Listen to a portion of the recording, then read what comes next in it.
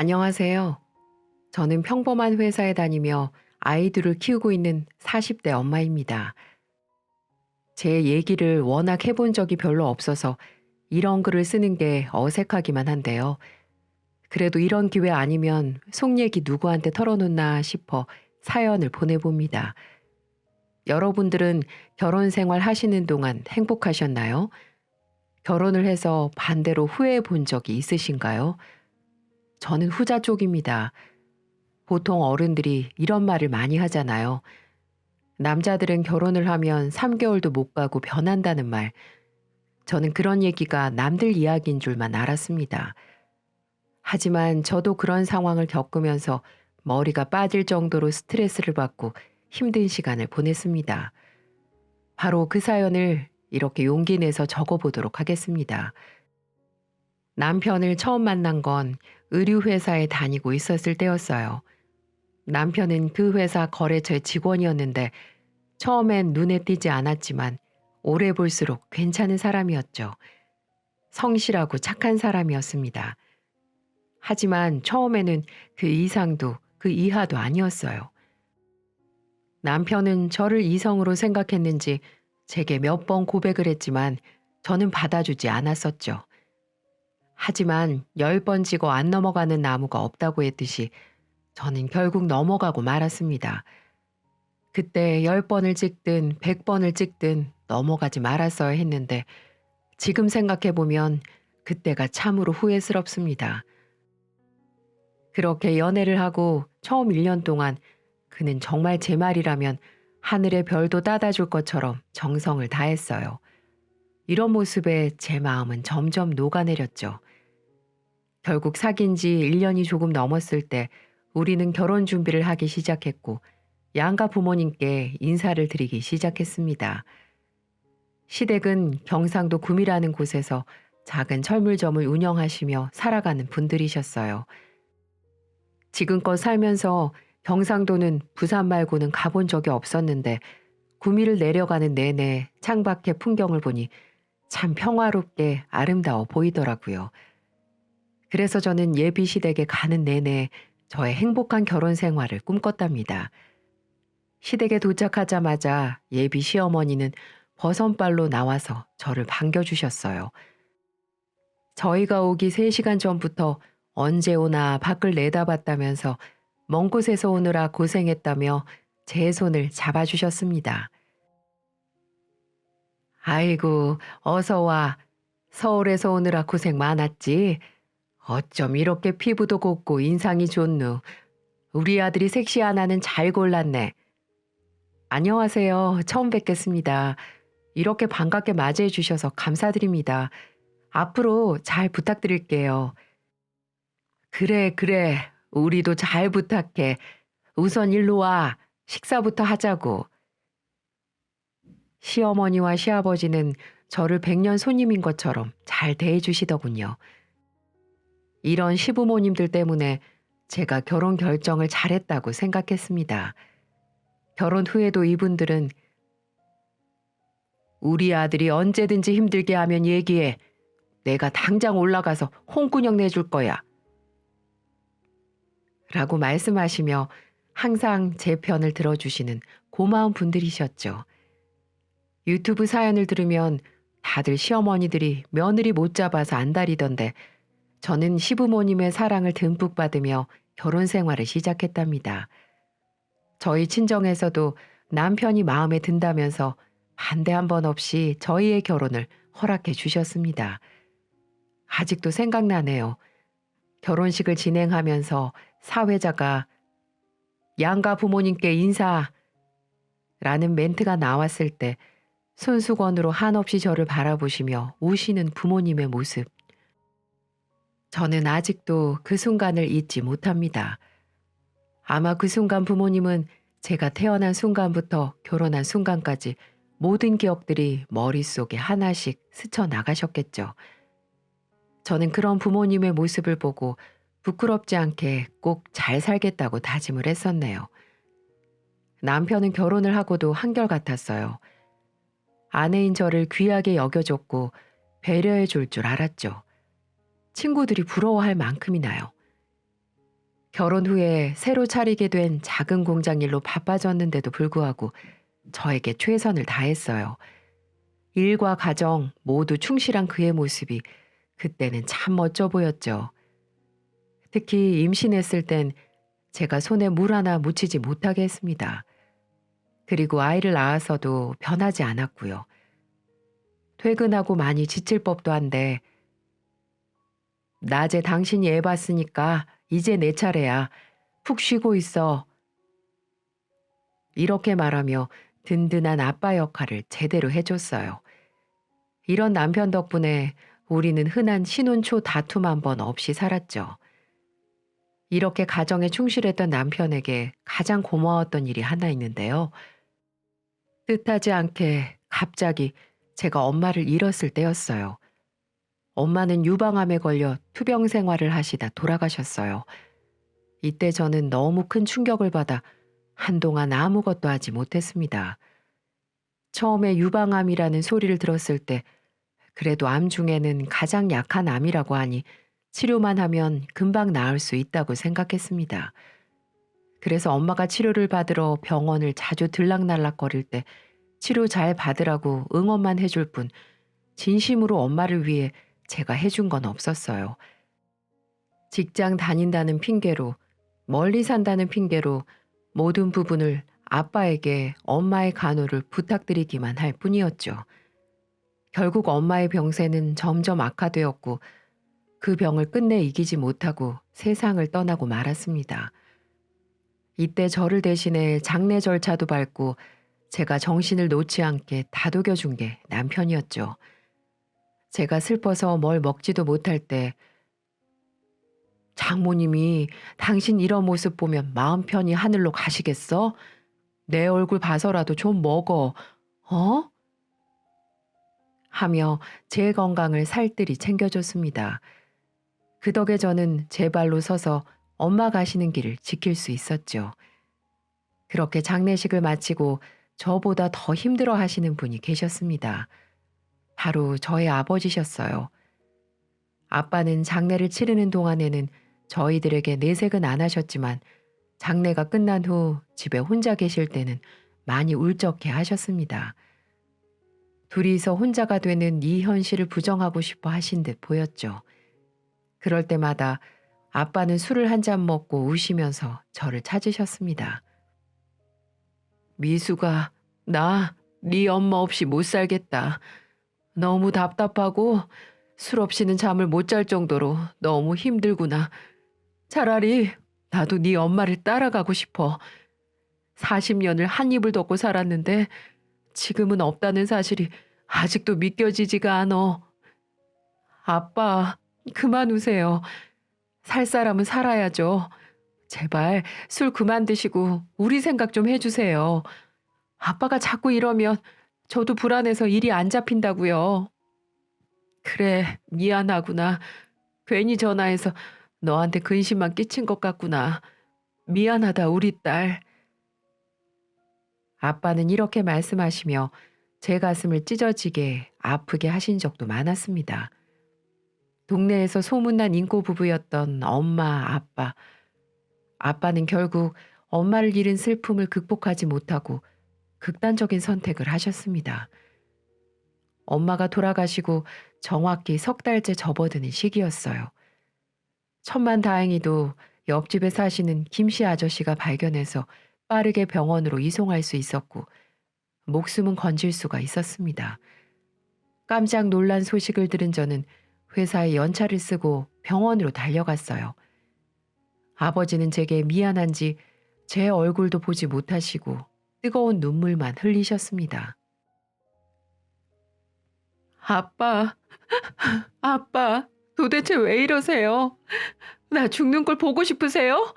정말 저도 죽기를 바라냐고요. 왜 나를 이렇게 힘들게 하시는데요? 저는 아빠의 속도 모른 채 아빠의 다리를 잡고 오열을 했습니다. 정말 아빠가 조금만 늦었어도 잘못될 수 있었다는 생각에 무서워서 아빠에게 하소연을 한 거였죠. 아빠는 아무 말씀도 못 하셨습니다. 그때 남편이 저를 진정시켜주고 아빠를 저 대신 위로해 주었어요. 장인어른 많이 힘드셨죠. 정말 누구보다 외롭고 마음이 아프셨다는 것도 알아요. 이제는 혼자 이렇게 아파하지 마세요. 이렇게 가족이 있는데 왜 가족을 저버리려고만 하세요. 이렇게 말을 하며 남편은 아빠의 손을 꼭 잡아주었어요. 그리고 저를 병원 밖으로 데리고 나와 아빠를 우리가 모시자고 제안을 했습니다. 장인어른 아무래도 안 되겠어. 저러다가 정말 큰일 나시겠어. 이번에는 운이 좋게 안 좋은 상황은 피했지만 우울증이라는 거는 언제 어디서 무슨 일이 벌어질지 모르는 무서운 병이야. 그러니까 앞으로 우리가 모시자. 그래야 당신도 안심이 될 거 아니야. 진심이야? 당신 괜찮겠어? 같이 사는 거 불편할 텐데. 당연히 괜찮지. 장인어른 혼자 계신 거 보는 게 더 불편해. 그러니 내가 반대할 이유가 없지. 나도 최선을 다해서 모시도록 할게. 저는 선뜻 나서서 모시자고 말해주는 남편에게 뭐라 말로 표현할 수 없는 고마움을 느꼈습니다.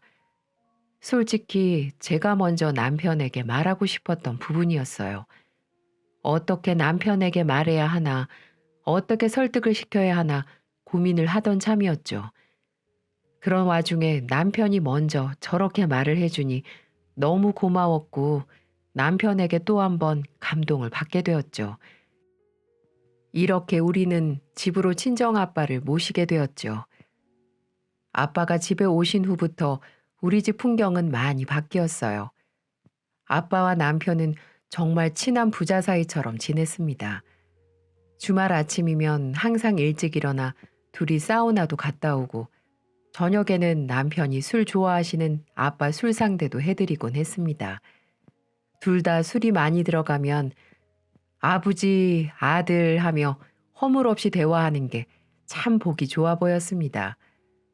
아빠는 아들 하나 더 생겨서 좋다면서 많이 밝아지셨고 저도 아빠가 외롭지 않게 웃으며 지내는 걸 보니 마음이 편했어요. 그런 덕분에 아빠는 꾸준히 병원 치료를 받으면서 우울증 증세가 많이 좋아지셨고 다시 예전의 모습으로 돌아오기 시작했습니다. 하지만 10년이면 강산도 변한다더니 남편도 어느 순간부터 변하기 시작했습니다. 그때는 제가 두 아이를 낳고 키우다가 다시 직장을 다니는 순간이었습니다. 아빠를 모신 지 11년 정도 되었을 때 남편에게 불행이 찾아왔어요. 몇 년 동안 고생하며 키워온 옷 공장의 매출이 코로나로 인해 바닥을 찍기 시작했어요. 조금만 지나면 괜찮아지겠지 하며 한 달, 두 달 버티다 반년이 지났을 땐 이미 돌이킬 수 없을 정도로 무너지고 말았죠. 그 시간 동안 혼자서 해결해 보려고 아등바등 하던 남편은 결국엔 이 사실을 저에게 털어놓더군요. 여보, 내가 어떻게든 해보려고 했는데 우리 공장 사업이 너무 기울어져서 견딜 수가 없어. 도저히 복구가 안 돼. 아무래도 주변에 도움을 좀 청해야 될 것 같아. 이렇게 돼서 미안해. 정말 면목이 없다. 아니야, 여보. 왜 미리 얘기 안 했어? 내가 어떻게든 도와줄게. 곧 해결될 거야. 그니까 걱정하지 말고 자책도 하지 마. 알겠지?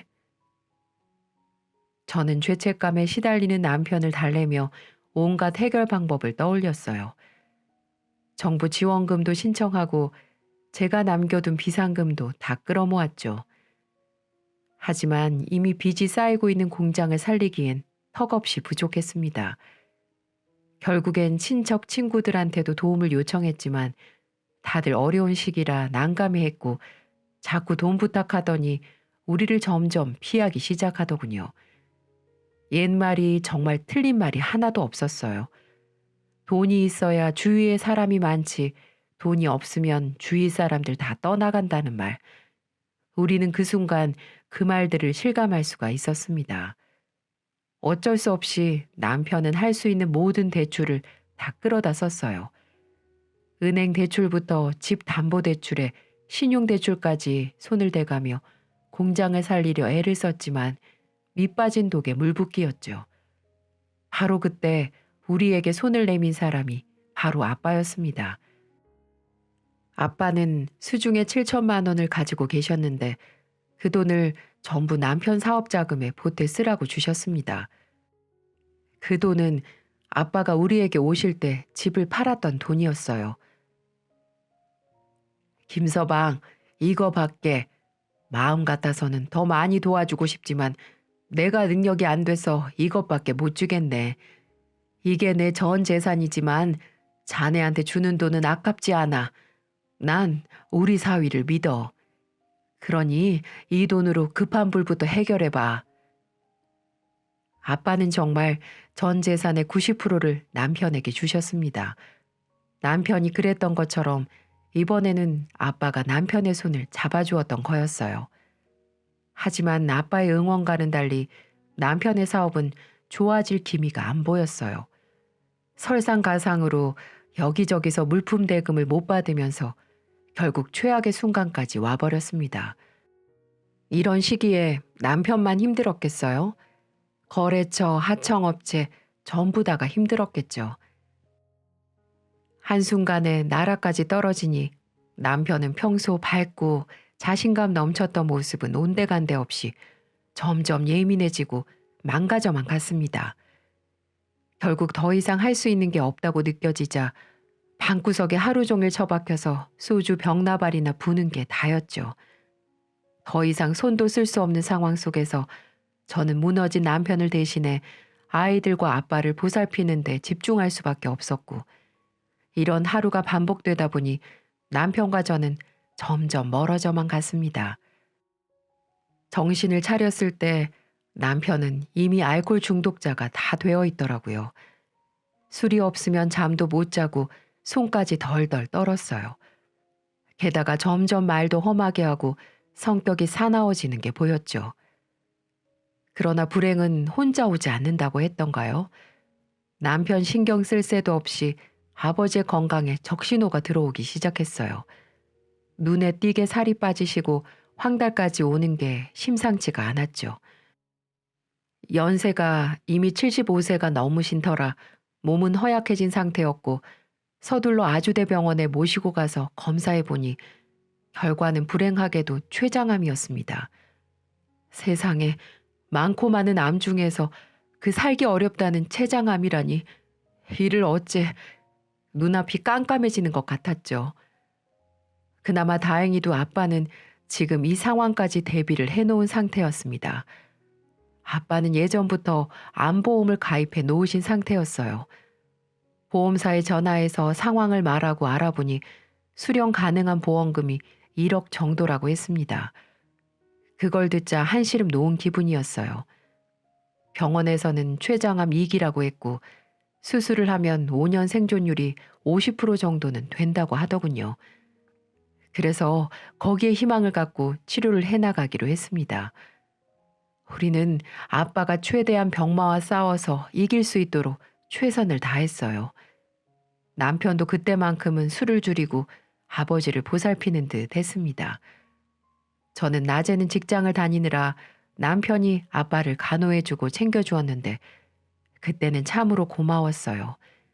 이제야 다시 정신을 차렸나 싶었죠.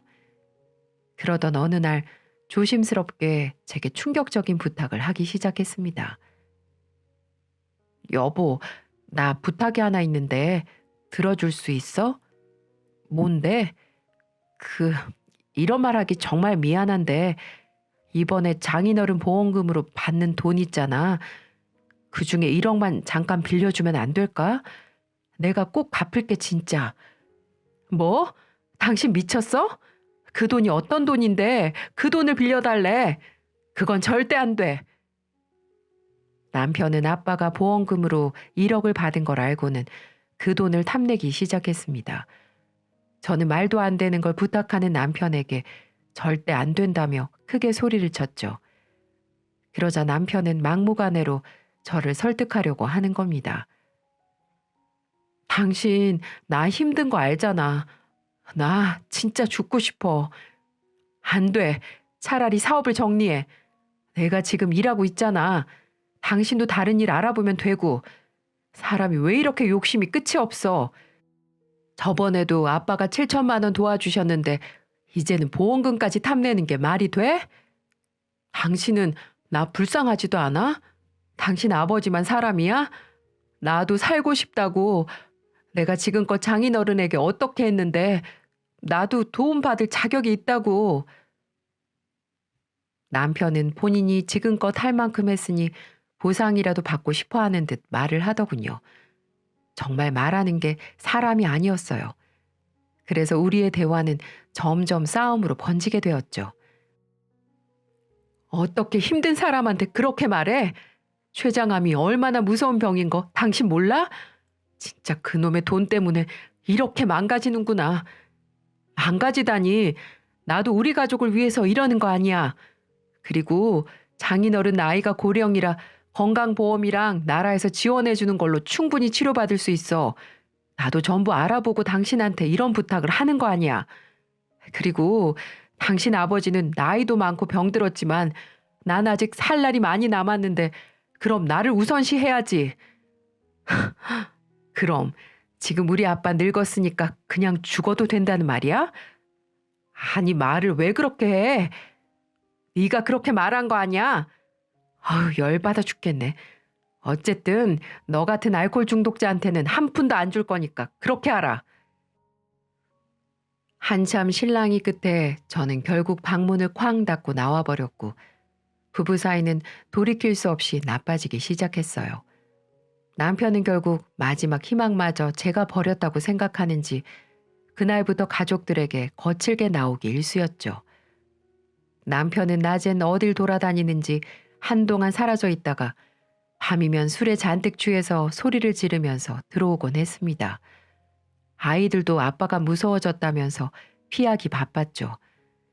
그럴 때면 온갖 욕을 하면서 화를 내기 시작했어요. 이놈의 집구석은 가장에 왔는데도 쳐다보지도 않지? 그네도 모르는 것들. 이게 다 망할 노인네랑 여편네 때문이야. 남편이 죽겠다는데 지 핏줄만 따박따박 챙기는 거 봐라. 이러니까 내가 안 망해? 다 니들 때문이야. 재수없게 다 죽어가는 늙은이 붙잡고 있어서 내가 망한 거라고. 애들 앞에서 무슨 짓이야. 불만 있으면 꺼지든가. 왜 여기서 지랄이야? 남 탓하지 말고 정신 좀 차려 제발. 이런 식으로 밤마다 반복되는 실랑이에 저는 지쳐만 갔고 날이 갈수록 점점 남편은 공장이 망한 게 장인 때문이라는 피해망상에 사로잡히는 것 같았어요. 이것 때문에 정신병원에 보내려고도 해봤지만 남편 망하게 한 것도 모자라서 이제 정신병자 취급한다며 난리를 치는 바람에 실패했죠. 아빠는 무거워지는 집안 분위기가 다 본인 탓인 것처럼 느끼는 것 같았어요. 남편이 술 마시고 들어오는 날이면 눈치를 보기 바빴고요. 아픈 아빠가 이러는 게 너무 속상해서 아빠가 무슨 잘못이 있다고 눈치를 봐? 하고 말하면 아빠는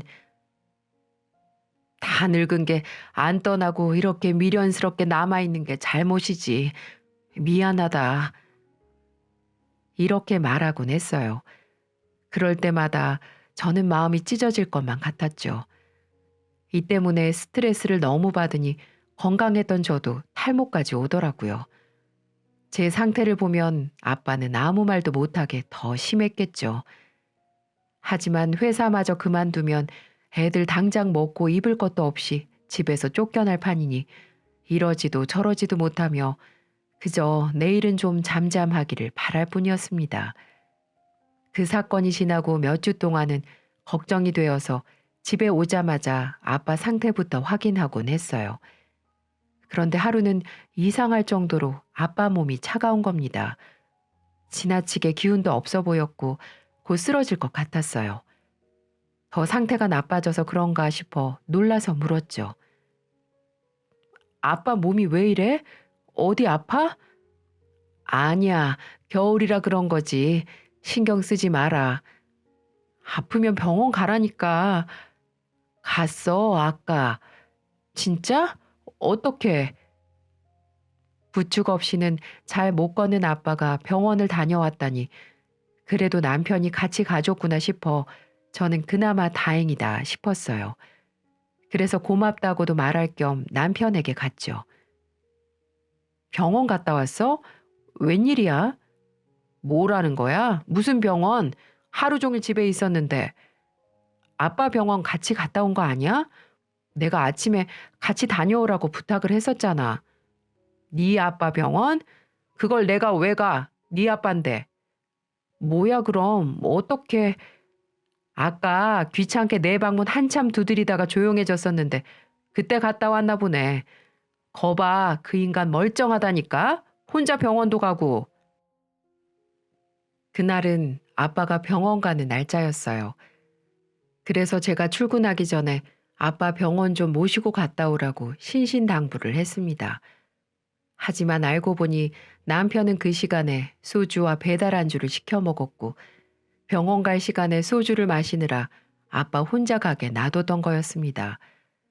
결국 아빠는 그 추운 날씨에 아픈 몸을 이끌고 혼자 병원에 다녀온 거였어요. 저는 항암 치료 때문에 몸도 잘 가누지 못한 아빠를 다른 이유도 아니고 소주를 마시느라 혼자 가게 내버렸다는 사실에 분노를 금할 수가 없었어요. 야, 당신 사람 맞아? 돈 줄 때만 너도 장인어른이지? 아픈 사람을 이 추운 날 혼자 병원에 보냈다고? 미쳤냐? 쓰러져서 큰일이라도 났으면 어쩔 거야? 내가 왜 당신 말을 들어야 하냐고? 귀찮으면 안 갈 수도 있는 거지. 그렇게 불안하면 요양원에 버리던가. 왜 남의 집에 와서 사람을 귀찮게 하는데? 뭐 이 새끼야? 결국 그날은 한참 싸우고 아이들이 와서 바짓가랑이를 잡고 말리고 나서야 끝이 날 수 있었습니다. 도대체 어디서부터 잘못된 걸까? 다시 화목했던 시절이 오긴 할까 하는 생각이 들면서 눈물이 나더군요. 남편을 괴물로 만들어버린 이 사회가 너무 원망스러웠어요. 그렇게 착하고 착실하고 가정적이었던 사람이 한순간에 저렇게 무너지는 걸 보고 피가 거꾸로 흐르는 심정이었습니다. 하지만 아무것도 안 하고 있을 순 없었어요. 어떻게든 해결을 해야 했죠. 하지만 이미 망가져버린 남편의 정신 상태는 고장난 기계처럼 쉽게 고쳐지지가 않았습니다. 점점 쓰레기로 변해갈 뿐이었죠. 남편은 점점 저 몰래 아빠의 돈을 손대기 시작했습니다. 몰래 지갑에서 현금을 훔치기도 하고 5만 원, 10만 원, 30만 원 이렇게 돈을 대놓고 요구하기 시작한 걸로 보였고 심지어는 카드를 가져가서 비밀번호를 알려달라고 요구하기도 했어요. 제가 알게 된 건 아빠의 방에서 청소하다 나온 은행 출금 영수증을 보고 알게 됐습니다. 그 영수증을 보고 남편이 아빠에게 돈을 뺏고 있다는 생각이 들기 시작했어요. 아빠, 김서방이 혹시 돈 좀 달라고 요구해? 아빠는 기운 없는 목소리로 대답했죠. 아, 근데 괜찮아. 그 정도는 줄 수 있는 능력이 돼. 무슨 능력? 아빠, 지금부터 어떻게 될지 모르는데 그런 돈을 주라고 한다고 바보같이 줘? 미안하잖니. 김서방 눈치도 보이고. 아빠가 눈치를 왜 봐? 아빠 김서방 이미 한 번 크게 도와줬잖아. 그러니 눈치 볼 필요 없어. 다시는 아빠 그 인간이 돈 요구하면 절대 주지 마. 지금 그 인간 제정신이 아니라고. 무슨 말인 줄 알겠어? 아무래도 아빠는 지금은 이렇게 망가졌지만 옛날에 남편이 잘해주었던 기억도 떠오르고 못 도와주는 것도 마음에 걸려서 남편이 함부로 대해도 참는 것 같아 보였습니다. 그리고 며칠 후 이번에는 제대로 사건이 터지고 말았습니다. 며칠 후 밤에 방 안에서 애들을 봐주고 있는데 다른 방에서 큰 소리가 나더라고요. 급하게 가보니까 남편이 아빠한테 술 마실 돈을 안 준다며 온갖 욕설을 퍼붓고 있었어요. 노인네가 하는 일도 없이 얹혀 살면서 이깟 돈 한 푼도 못 줘? 아주 아까워 죽겠지. 나한테 쓰는 돈이. 아니다. 미안하다. 미안해.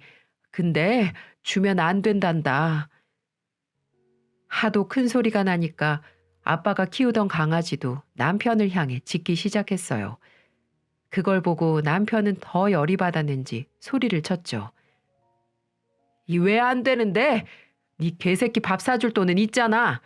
내가 아주 집구석 개새끼보다도 못하지?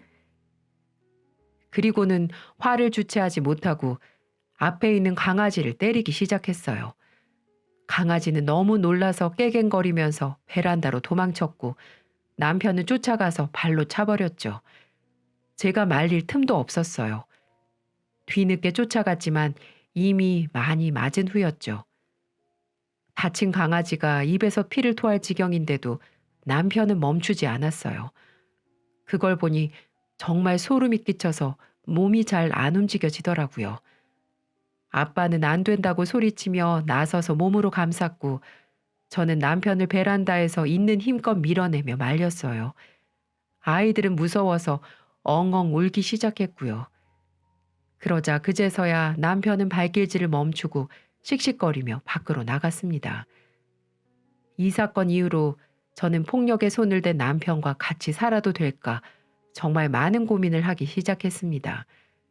남편 한 명 때문에 옆에 있는 모든 사람들이 힘들어했고요. 갈수록 폭력이 익숙해진 남편은 더 큰 일을 저지르기 시작했습니다. 특히 술을 마시면 멈출 줄을 몰랐죠.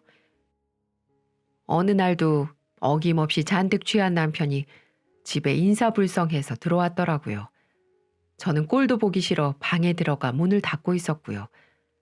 근데 잠시 후 방 밖에서 소란스러운 소리가 들려 나가보니 남편이 아빠 앞에서 손을 번쩍 들고 얼굴을 때리려는 게 아니겠어요? 저는 너무 놀라 달려가 팔을 낚아채고 말했죠. 이게 뭐 하는 짓이야? 미쳤어? 이건 저 노인네 이 집에 들어온 순간부터 내 인생이 망가지기 시작했어. 그렇게 1억을 부탁해도 주지도 않고 그 1억만 있었으면 내가 이 모양 이 꼴은 아니었을 거라고. 저는 정신 못 차리는 남편 뺨을 있는 힘껏 때렸어요. 정신 차려, 이 인간아. 그 돈이 네 돈이야? 이 쓰레기 같은 자식아. 너 우리 아빠 몸에 손대기만 해봐. 감방에 쳐넣기 전에 썩 꺼져. 제가 이 정도로 크게 화를 내니 남편은 좀 정신이 들었는지 조용히 방으로 들어가더군요. 지금은 제가 있었으니 말릴 수 있었지만 제가 없을 땐 어떨지 생각도 하기 싫었죠. 그래서 저는 그날 밤 애들을 불러서 말했어요. 얘들아, 만약 아빠가 할아버지 때리는 거 보면 바로 경찰 아저씨 먼저 불러. 그리고 엄마한테 꼭 말해. 알았지?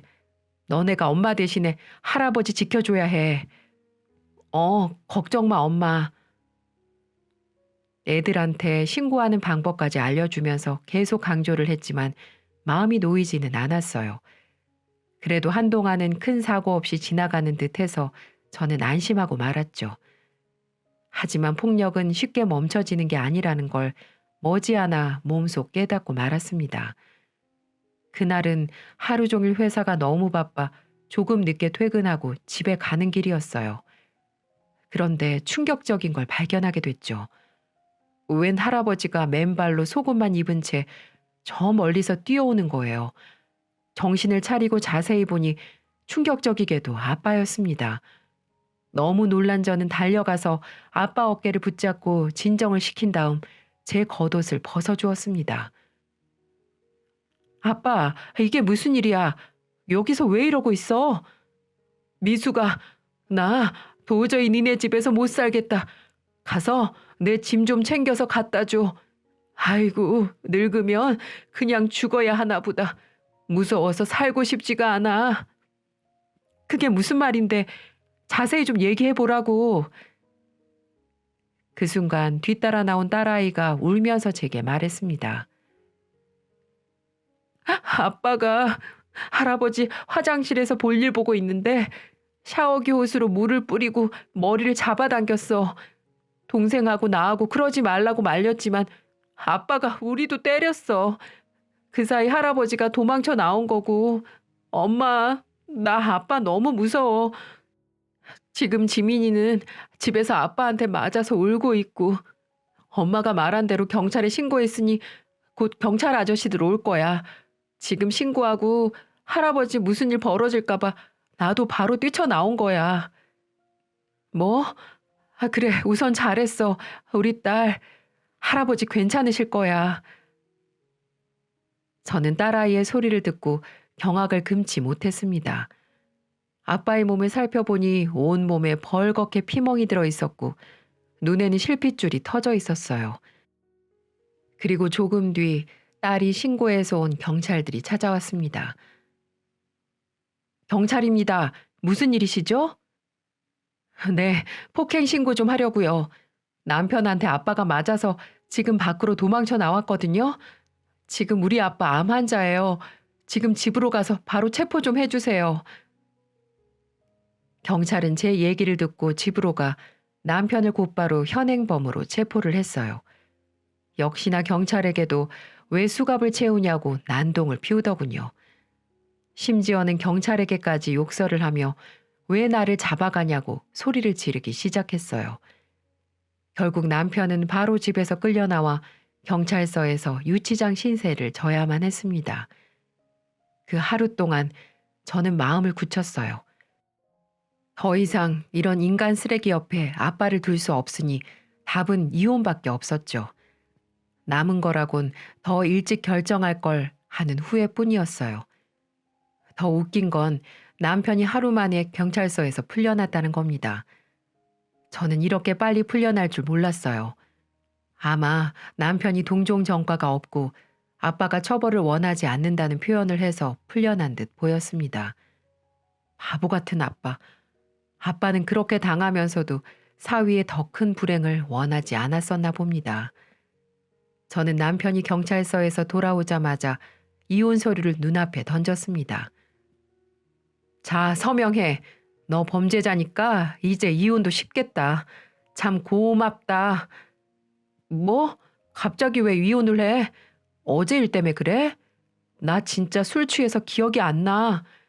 기억 안 나면 그만 처마시고 정신병 약이나 먹어 제발. 그리고 마지막으로 조언해 주는 건데 피해망상 집어치우고 정신 좀 차리고 살아. 더 이상 망가지지 말고. 그럼 잘 있고 법원에서 보자. 이젠 술 핑계 대는 것도 더 들을 가치가 없었죠. 남편은 계속 억울하다면서 끝까지 자기 잘못을 모르더라고요. 이런 인간을 이제야 벗어나다니 참 바보같이 살았다 싶었어요. 그리고 저는 곧바로 아빠와 애들을 데리고 나와 잠시 머무를 수 있는 작은 집 하나를 얻었습니다. 내 식구 살기는 넉넉지 않았지만 그래도 전보다 훨씬 숨통이 트이는 느낌이었어요. 아빠는 딸이 본인 때문에 이혼한다며 계속 마음 아파하셨지만 그래도 이사 후 시간이 흐르니 점점 안정을 되찾아 가셨습니다. 한편 남편은 막상 이혼이 진행되는 걸 보니 두려웠는지 뒤늦게 반성을 하며 전화로 용서를 구하더군요. 미안해. 내가 미쳤었나 봐. 제발 용서해줘. 내가 직접 장인어른 뵙고 사과드릴게. 이제야 잘못한 건 알겠니? 그럼 이것도 알겠네. 네가 한 짓은 평생 용서 못 받는다는 거. 알지. 아는데 더 이상 아무도 곁에 없으니까 미쳐버릴 것 같아. 애들이라도 한 번만 보면 안 될까?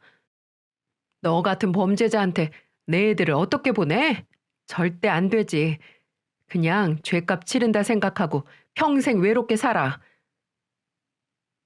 제가 아무리 설득해도 봐주지 않자 결국 남편도 어쩔 수 없이 이혼에 동의했습니다.